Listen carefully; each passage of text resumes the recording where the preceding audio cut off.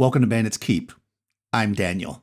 In this video, we're going to talk about mysteries, which ties in perfectly with my sponsor, Only Crits, and their mystery box, but we'll talk about that in a second. First, let's talk mysteries. So I asked if people were interested in it, and overwhelmingly, yes. And it turns out there's a lot of information online about writing mysteries and also doing RPG mysteries. I'm going to try not to tread over what other people say. Honestly, I watched like 10 videos and read a bunch of blogs, and they more or less kind of said the same thing. So I'm going to try to take it from a slightly different angle here. I will hit on some things other people do because some of it's real important. But we're going to try to get down to the meat of it, what you need to write your adventure, and my tips on doing it. Now, I will say I've run several successful mystery adventures, and they were based on ideas I had after I read this article probably 10 years ago, and I couldn't find it again. Otherwise, I would link it.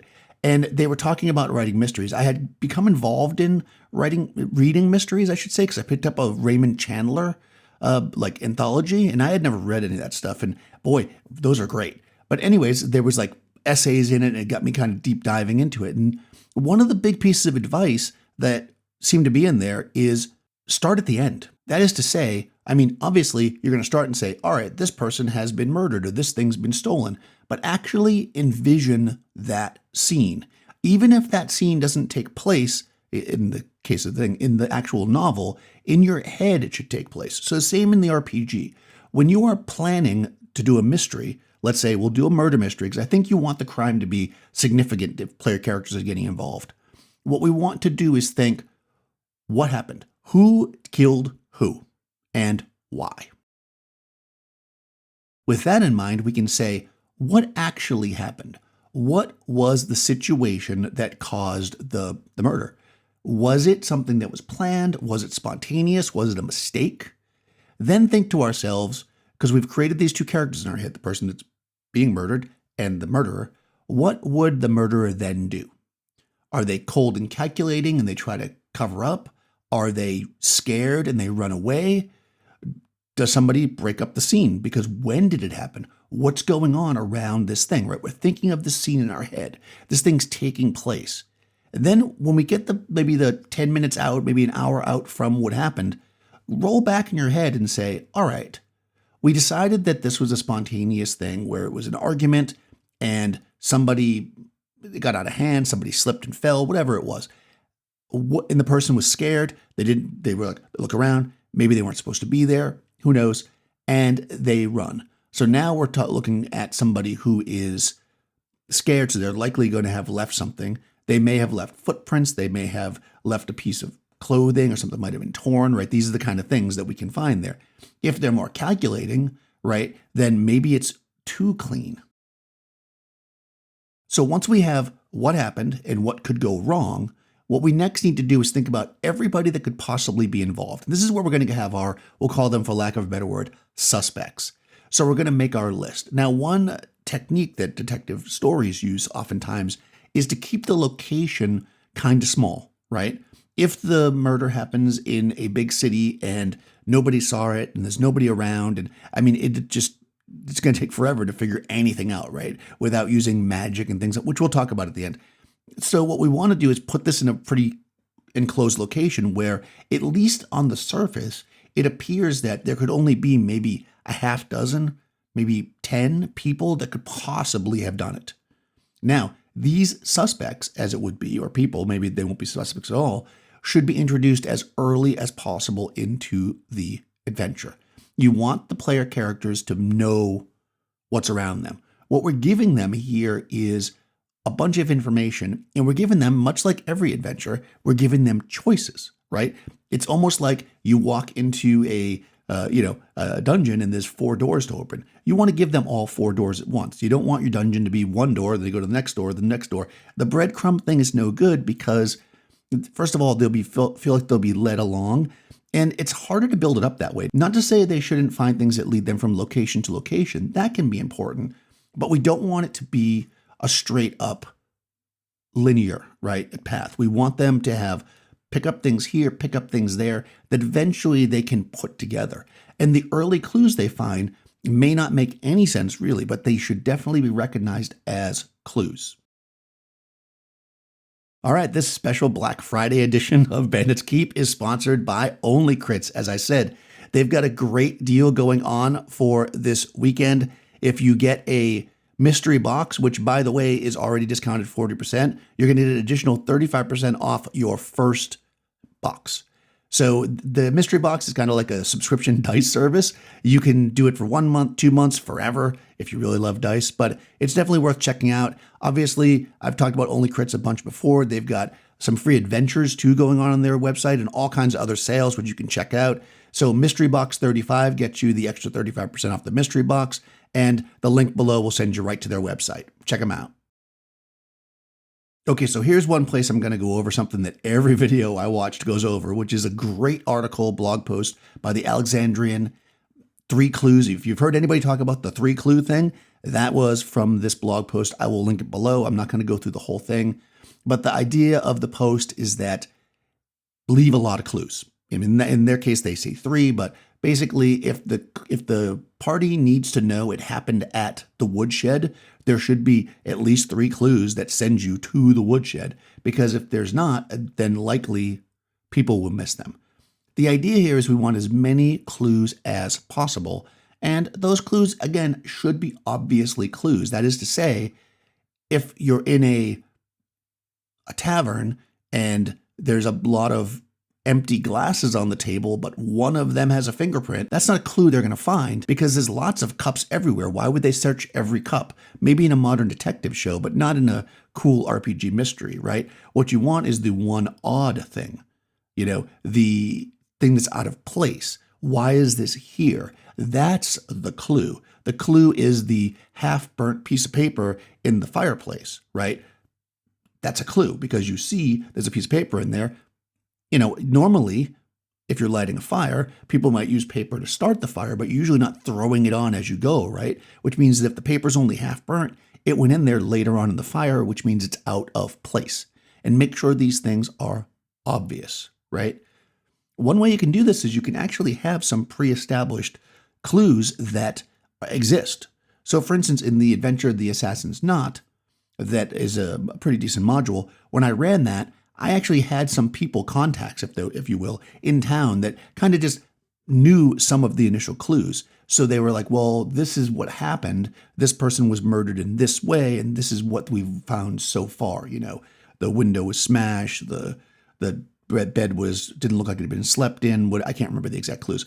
So already they have a few things to go for. And that starts to get the players in the right mood, right? Because if you're not running mysteries all the time, they might not be thinking as detectives. It takes a little bit to get into the stride. Okay, staying on the clues thing, we're going to talk a little bit on mechanics now, because I think this is kind of important.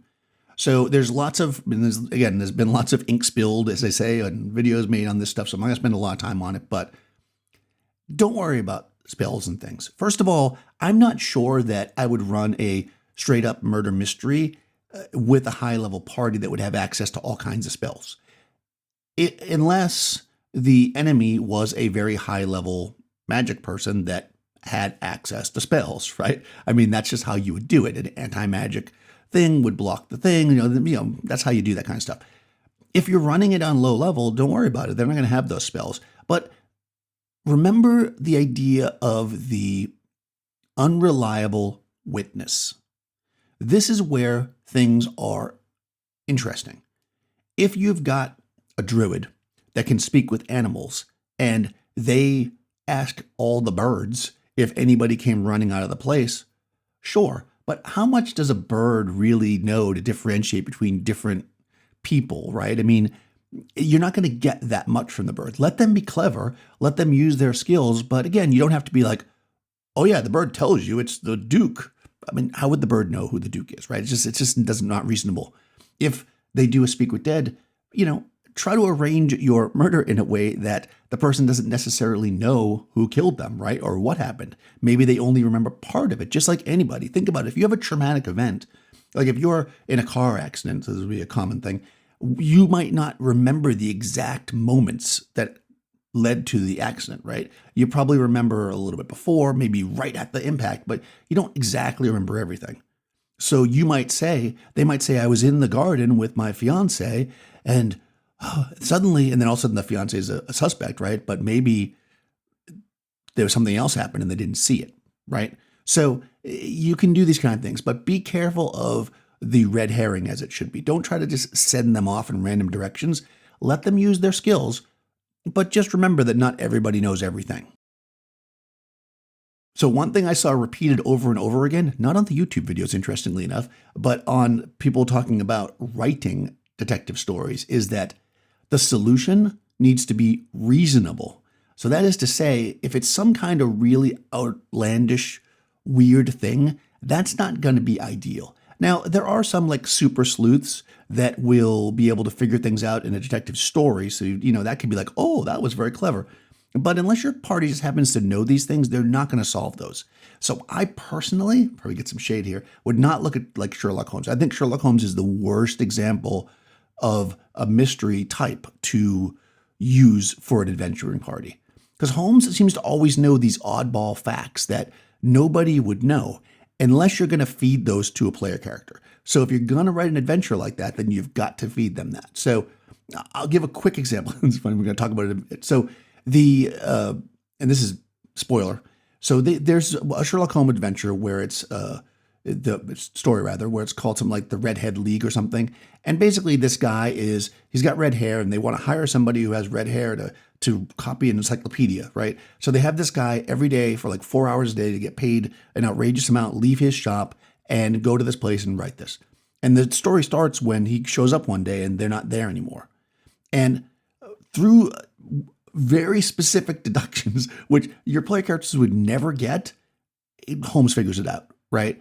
And this is not the kind of, I reckon it's a short story. Read that and go, yeah, I'm not going to do that. Like weird things like the shopkeep's knees were scuffed up, so Holmes knew they were digging holes. Like he tapped on the sidewalk to check if it was hollow. Like why would anybody ever do that? So these are not the clues you want to leave. Make the clues obvious. It may seem too obvious, but it won't be. Because again, every clue should not answer the thing. You don't want to have a sentient sword that was used for the murder be found as one of the clues that could just tell you who killed them, right? What you want is, a piece of clothing, a crest, a overheard line of something, footprints, right? You want these things that will add up to a solution. At first, you might go, oh, the crest of the Duke, right? But how many people had the crest of the Duke? Maybe all of their men-at-arms have that crest. Maybe they sent a gift the day before and the crest was on the box, right? So this thing could exist in many places. So that's not necessarily saying the Duke did it, right? It just means that somebody who had access to those things may have done it. As far as skills go, because I went and started talking about magic, but as far as skills go, if you're playing a game that has skills, let people use their skills. Again, just like the magic, I don't think that's a bad thing.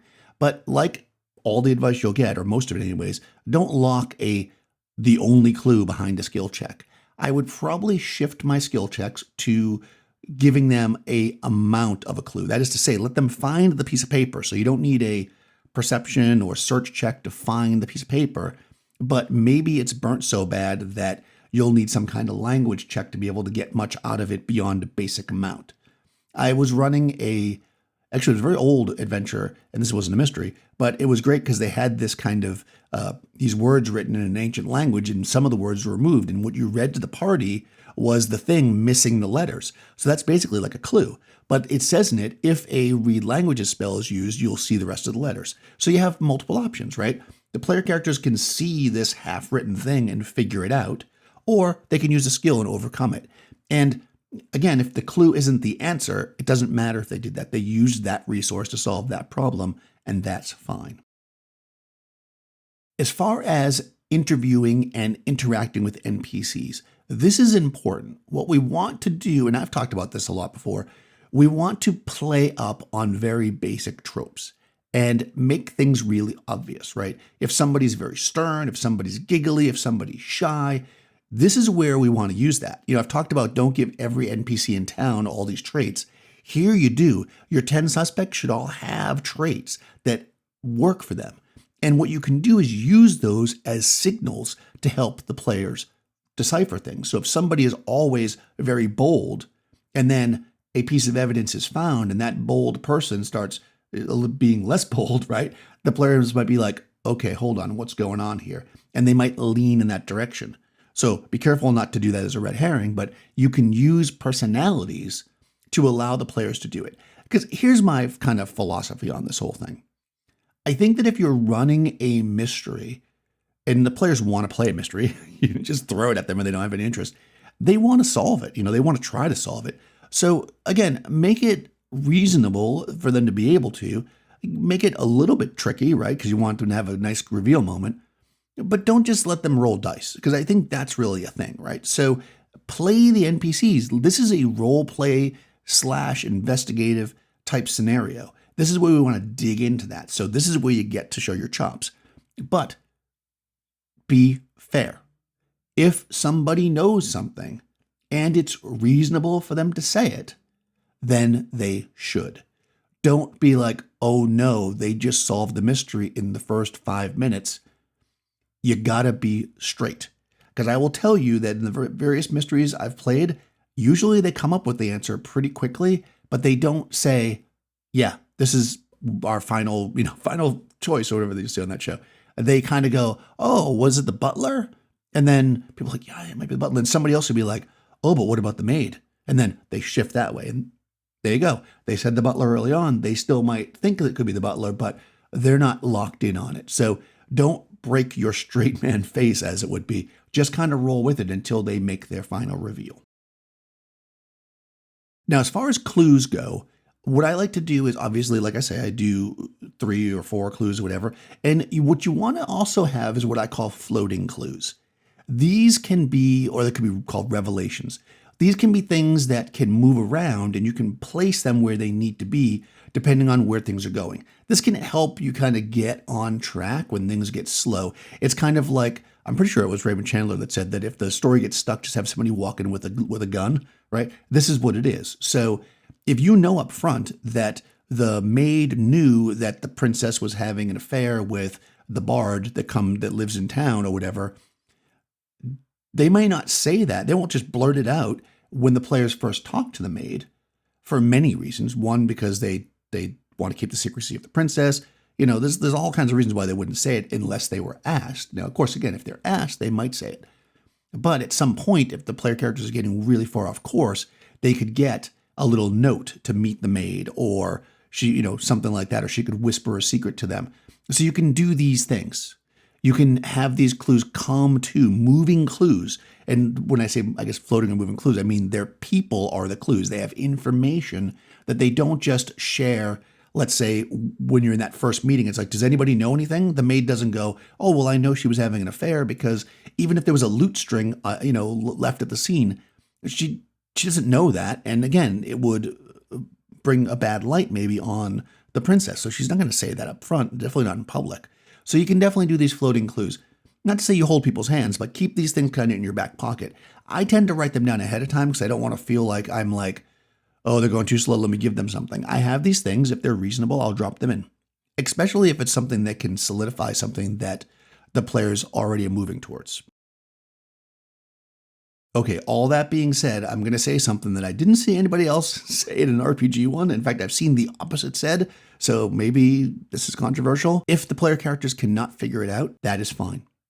Whatever happens, happens. Now, in order to make this work, what I'm saying is you're going to need to have some kind of a ticking clock, right? Otherwise, they'll just keep going and going and going and fail or whatever. Or, won't really fail, they'll just burn out. So if you've got a certain amount of time before, let's say it was a wedding and a bunch of people were here, well, in X number of time, you can only hold them for so long, right? They're royals. They're not going to be able to just stay in the castle forever, right? You've got 3 days to solve it, or, maybe a spell or whatever can be cast, but it can't be cast for this long, whatever. So you want to put some kind of time limit, put some kind of restriction so that there is an end. And if the players cannot figure it out, that is fine. I can say from personal experience that I played in I guess you call it a campaign. We played the same characters, but we played individual, almost like serialized, I guess I talked about before, in Call of Cthulhu years ago when I first got back into playing. And we probably only solved like half of them. But what made it fun anyways, and what made us keep coming back, was once it was done and we couldn't solve it, the cultists killed the person or whatever, The GM would then explain to us what happened. And they would tell us where we were right, where we were wrong. And it was fun because it helped us become better at solving the mysteries. Like they would say something like, yes, when you went to go talk to those cultists, you were so close. All you had to do was keep pushing that one person. Or remember when that character suggested they sneak around the back? Well, there was an entrance back there and you would have seen the area where they do the sacrifices. And you start to learn, okay, these are things we got to work on and we have to push and get better to become better at solving mysteries. So for me, that works out. Again, I've seen the advice, whatever they come up with at the end, if you run out of time, that's the solution. I don't like that. That doesn't feel like you're really solving a mystery. It just feels like you're doing what they want you to do or what so that they can feel happy. And I wouldn't feel as a player happy about that. Let me know, though, in the comments below if you'd rather just solve it, even if it wasn't really the truth. Ugh. All right, so let's do a quick summary here. You want a significant crime. You want to start at the crime scene and work your way out from the initial, crime and decide what could have gone wrong. And these are going to be your first clues. Then you want to set a cast of characters and you want to introduce them all very early. You want to have lots and lots of clues that seem very obvious. Any particular, I guess the rule of hand, right, we're going to talk about with the Alexandrian is any particular clue should have 3 ways to find it, right? If they need to go to the woodshed, at least 3 things should point to the woodshed. You can move people around, but don't make it a linear path. Let there be an exploration. The clues should be picked up and assembled, and some early clues should make more sense when they find later clues, but it's important to make sure everything does look like a clue. It should be something that stands out in the environment. Play the characters straight. Make sure that you are honest and give the player characters what they, reasonably should be getting, even if it means they solve it fast. Keep a few of the kind of floating clues out there, like people that know things, and if they're not asked about it, they won't say unless you feel like they need to. And finally, maybe most controversial, I will let them fail if they fail. I think that's just a more fun way to do it. We either solve it or we don't. Thanks again to Only Crits for sponsoring this video for Black Friday. Check out their mystery box with that extra 35% off, plus the 40% that you were already getting on the mystery box. That's, all right, I didn't do the math. They told me 61%. So your first box is going to be really discounted, which is pretty cool. You get some mystery dice to run your mystery adventure. Check them out, link in the description. Speaking of the description, down there you'll find a link to my Discord server, my Patreon, all that other good stuff. Please do comment below. I want to know what you do when you run mysteries. If you have any questions, maybe there'll be a part 2 to this. Maybe I'll build a mystery for you on the channel. Let me know if you're interested in that. I'll talk to you soon.